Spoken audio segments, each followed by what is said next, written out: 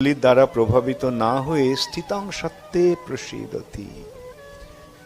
যখন আমরা সত্যগুণে অধিষ্ঠিত হই, স্থিতং সত্ত্বে প্রসীদতি,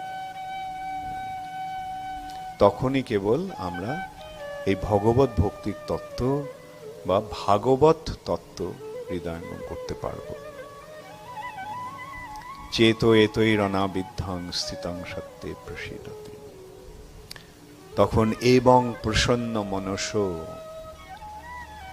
আমাদের মনোভাব, আমাদের মনের ক্রিয়া, আমাদের অন্তরাত্মা তখন প্রসন্ন হয়ে যায়। এবং প্রসন্ন মনস, তখন ভগবত ভক্তি যোগতঃ ভগবত তত্ত্ববিজ্ঞানং, এই ভগবত তত্ত্ববিজ্ঞান লাভের ফলে মুক্ত সংঘর্ষ জায়তে, এই জড়জগতের বন্ধন থেকে আমরা মুক্ত হতে পারি। মুক্ত সংঘর্ষ জায়তে।